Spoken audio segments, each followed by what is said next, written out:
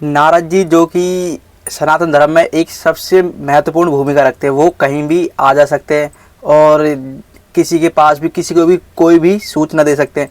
इसलिए कहा जाता है कि जो नारद जी है वो पहले पत्रकार थे, और जो कि कहा जाता है कि जो भगवान विष्णु के अनंत भक्त भी थे, और कहा जाता है जो ब्रह्मदेव के पुत्र थे, और वहीं पर जो दक्ष के भाई भी थे।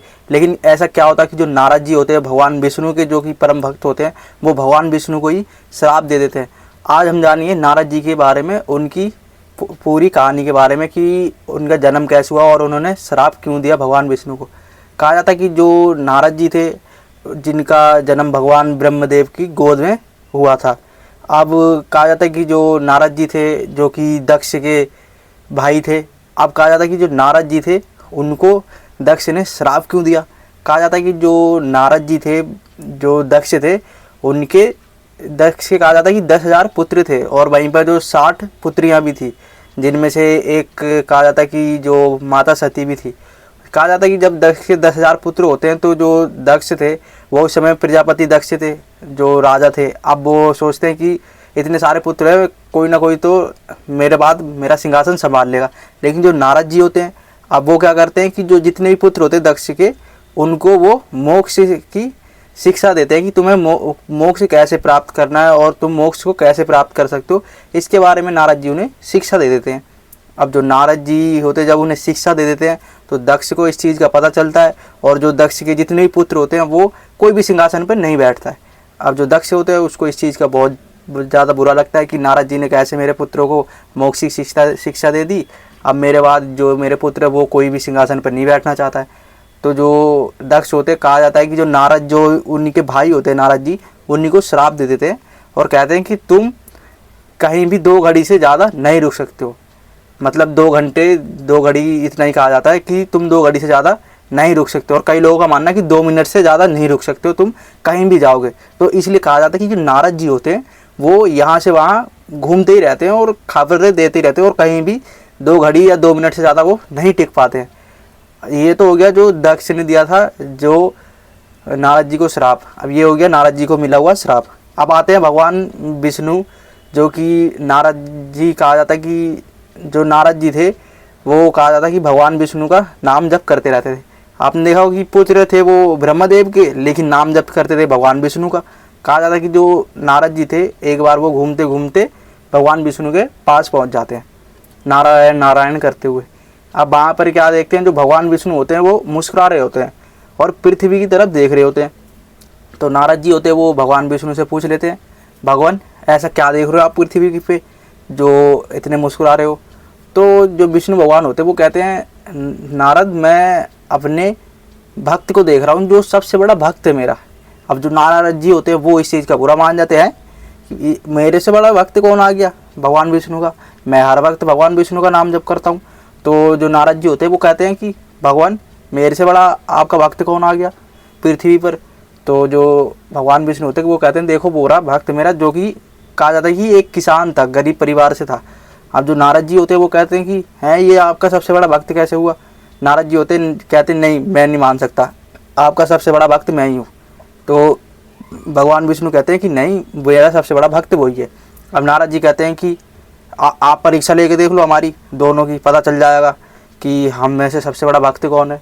तो भगवान विष्णु कहते हैं अच्छा ऐसी बात है। तो वो कहते हैं चलो ठीक है मैं तुम्हारी परीक्षा ले लेता हूँ। तो जो नारद जी होते हैं कहा जाता है कि उनको भगवान विष्णु कहते हैं एक कटोरे को तेल से भर लो।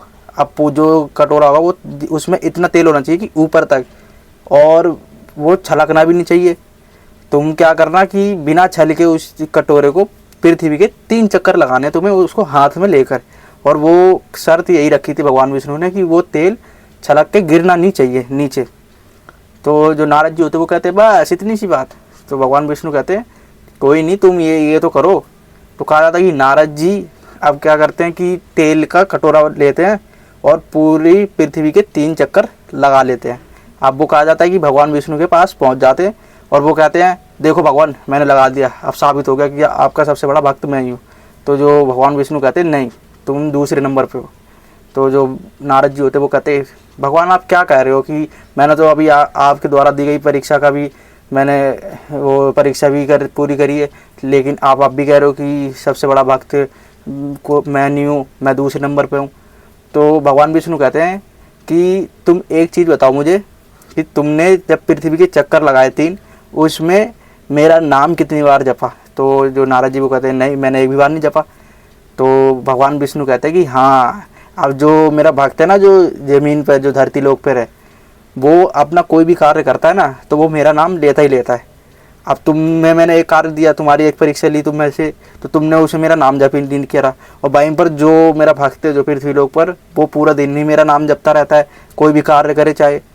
तो नारद जी कहते हैं हाँ भगवान, मेरे को अब समझ आ गया। तो भगवान विष्णु कहा जाता है कि इस तरीके से एक जो नारद जी होते हैं उनका घमंड तोड़ते हैं। अब वहीं पर कहा जाता है कि जो नारद जी होता है उनका एक कहानी और मिलता है, जिक्र मिलता है, जहाँ पर भगवान विष्णु ने उनका घमंड तोड़ा था। अब कहा जाता है कि जो नारद जी थे, कहा जाता है कि एक जगह पर स्वयंवर चल रहा था। अब वहाँ की जो थी वो बहुत ज़्यादा सुंदर थी। अब जो नारद जी थे उनके मन में विचार आता है कि मैं इनसे शादी करूं। उनके मन में ये विचार होता है कि ये मेरी पत्नी बने। तो कहा जाता है कि आप सबको जैसे पता है कि जो भगवान विष्णु है वो बहुत ज़्यादा सुंदर है। अब जो नारद जी होते हैं, कहा जाता है कि उनके पास जाते हैं उनकी तरह सुंदर दिखने के लिए। अगर वो सुंदर दिखेंगे तभी तो वो जो राजकुमारी है वो नारद जी से विवाह करेगी। तो जो भगवान विष्णु होते हैं वो क्या करते हैं कि उनको सुंदर तो बनाते, लेकिन जो सुंदरता उनको ऐसी देते हैं कि बानर का चेहरा बना देते हैं, उनका बानर की तरह उनका चेहरा बना देता है। और वो नारद जी को पता नहीं होता और वो स्वयंवर में जाकर चले जाते हैं, वहाँ पर बैठ जाते हैं। अब वो अंदर ही अंदर सोच रहे होते हैं कि जो ये राजकुमारी है ये तो मेरा ही चयन करेगी, लेकिन उन्हें ये चीज़ का पता नहीं होता। जो राजकुमारी होती है उनको देख के डर सी जाती हैं वो कि हैं ये बानर जी जैसे मुँह वाला क्या क्या कर रहा है यहाँ पर, वो उनसे डर के दूर हो जाती। अब जो नारद जी होते हैं वो शौक हो जाते कि हैं इसने मेरा चयन क्यों नहीं करा, मैं तो सबसे सुंदर हूँ यहाँ।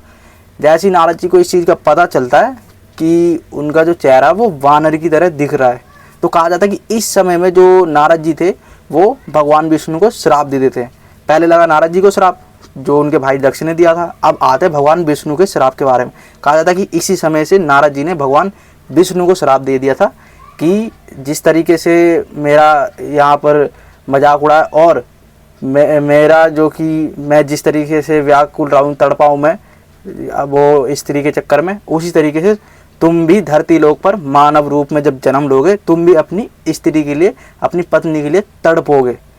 कहा जाता है कि यही कारण होता है कि जो राम जी होते हैं वो जब धरती लोक पर विष्णु भगवान जी राम जी के रूप में जन्म लेते हैं तो वो माता सीता से शादी तो करते हैं, लेकिन जो रावण होता है वहाँ पर उनको हर के ले जाता है। वहाँ पर राम जी जो माता सीता थी उनसे बिछड़ जाते हैं, तड़पते हैं उनके लिए।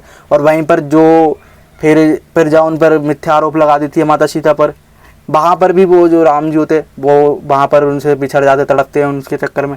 और फिर दूसरी तरफ जब वो माता सीता वापस आती हैं, जब लव कुश का प्रमाण देने हैं कि यही तुम्हारे पुत्र हैं, तो वहाँ पर भी कहा जाता है कि फिर माता सीता धरती पर समाधि ले लेती है, धरती माता के साथ ही चली जाती है। तो इस तरीके से जो राम जी होते हैं माता सीता के लिए व्याकुल ही रहते हैं, तड़पते ही रहते हैं उनके लिए और उनसे बिछड़ते ही रहते हैं। पूरी रामायण में आपने देखा ही होगा। तो कहा जाता है कि जो ये नारद जी का श्राप था, इसी कारण की वजह से ही, नारद जी के श्राप की वजह से ही जो भगवान विष्णु थे वो धरती लोक पर आए और जो राम जी के रूप में थे वो माता सीता के लिए तड़पते ही रहे। अब वहीं पर जो कहा जाता है कि नारद जी को जब इस चीज़ का पता चलता है कि जो भगवान विष्णु है वो उनका घमंड दूर करना चाहते हैं कि ये नारद जी जो सबसे सुंदर बनना चाहते थे। क्यों? क्योंकि जो भगवान विष्णु थे वो भगवान विष्णु खुद उस राजकुमारी से शादी करना चाहते थे, इसलिए वो भगवान विष्णु कहा जाता है कि वहाँ पर आते हैं और उस राजकुमारी को लेकर चले जाते हैं।